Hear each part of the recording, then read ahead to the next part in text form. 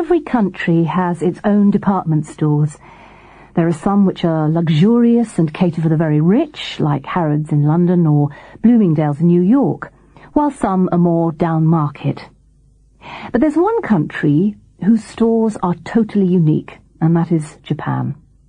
In Tokyo, for example, visiting a department store does not necessarily mean going shopping. You might go there to see an art exhibition or to amuse the children.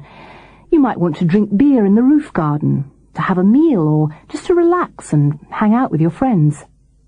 A Japanese department store doesn't really aim to sell things you need every day, like a supermarket might. It sets out to find ways of enhancing customers' lives. Richard Green reports on Mitsukoshi, the oldest department store in Japan.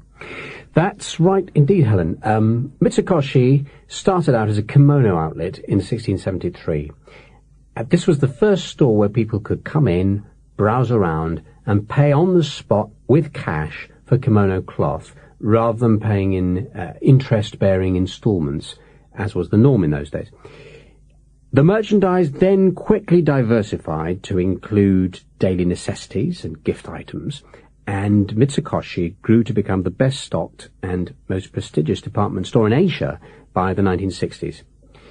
The store's reputation made it the place to buy gifts, and the Mitsukoshi logo continues to stand for quality.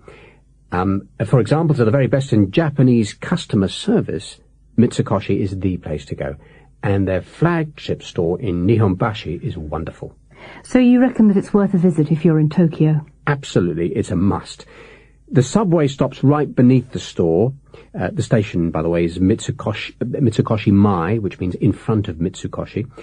And the best way in is via the grand entrance, especially if you can make it for 10 o'clock opening time.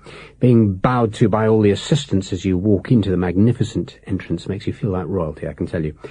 You could spend all day walking round, and there are plenty of places to rest if you get tired of walking. It has a theatre, a cinema, a museum and an art gallery, and classrooms. It offers concerts, lectures, and all kinds of classes. They have a ladies' club with lectures and lessons in traditional arts and crafts, painting, flower arranging, calligraphy, and languages. They have art exhibitions too, and lunchtime theatrical performances.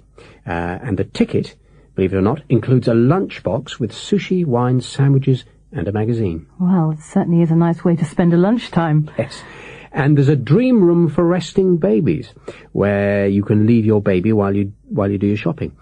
They can even arrange your wedding, Western or Japanese style. Are there other department stores that offer the same sort of services? Well, the fact is that all the department stores offer very similar services.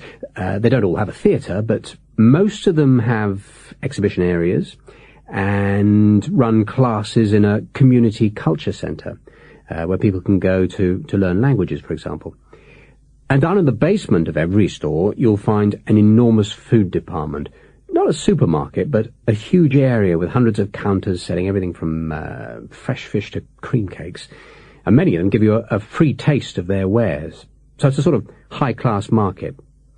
And near the top of the building, there are usually several floors with dozens of little restaurants. Indian, Chinese, tea rooms, coffee shops, fast food, you name it. Places where you can have a big meal or just a snack, if that's what you're after. In the summer, you can go up to the very top floor, where there's a roof area with a beer garden, a play area for children, and you can sit in the open air, enjoy the breeze, and enjoy the view of the city. One store even has a golf school on the roof. Believe it or not. But at the end of the summer, on September the 1st, all this is closed. Even if the weather's still hot, because that's the official end of the summer in Japan, and people start wearing their winter clothes then as well. So you have to wait till the next summer, which starts on June the 1st. As a non-Japanese speaker, how does one cope with these places? Well, at the main entrance, you can pick up a store directory and a brochure in English. Anywhere in the store, if you ask one of the assistants, do you speak English, they'll smile and rush off to find someone who does. It really couldn't be easier. The other thing is every store has staff whose only duty is to welcome customers. So you find many lifts have a young female operator in a uniform wearing white gloves who bows to you as you enter the lift and welcomes you to her lift. And she announces what's on each floor as the doors open and bows to you again as you leave. And when the store opens in the morning at 10 a.m., the staff stand at the edge of their department welcoming you. And at the close of business at 7 p.m., they're there again, saying goodbye to everyone. And are those the shop hours? It's always 10 to 7? Yes, usually. And they're all open 6 days a week. They're always open on Saturdays and Sundays and on national holidays.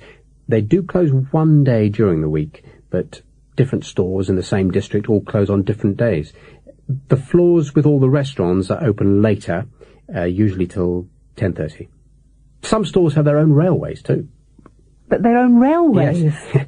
These are stores owned by one of the private railway companies, Odakyu, Keio, Seibu, and Tobu in Tokyo, for example. You take the lift, or escalator, from the store all the way down to the station, and you step out onto the platform where your commuter train is waiting to take you home. The main store is the terminus of the line. Some of these companies own baseball teams too. The Seibu Lions are one of the top teams. It sounds like these stores are all quite similar to each other. Mm-hmm. So how do they go about creating a difference between them, making their own mark, if you like? Yeah, well, at one store, the assistants wear badges showing their hobby, such as, well, it could be flower arranger or veteran golfer, so that customers can relate to them on a personal level. At another store, they might wear bright yellow shirts so that customers can identify them easily. Department stores in Japan don't compete on price, but on the quality of their service and the range of choice they offer. All the stores are full of the latest gadgets, fashions and accessories from all over the world. So, above all, it's really to do with how much of a pleasure it is to spend time there. And can you only find these Japanese stores in Japan? No, there are big Japanese department stores in Singapore, Hong Kong, and other Asian cities. There is a Mitsukoshi branch in London, but it's quite small. A large number of its customers are Japanese people. One of the things assistants at the London store have to do is to help worried Japanese tourists find their lost luggage or passports or get in touch with relations. It's all part of the service they offer. And, of course, it encourages customers to be loyal to Mitsukoshi when they get back home again. Customer loyalty is very important. Absolutely. If your customers are happy, they'll keep coming back again. That's exactly right. Well, Richard, thank you very much indeed. Thank you.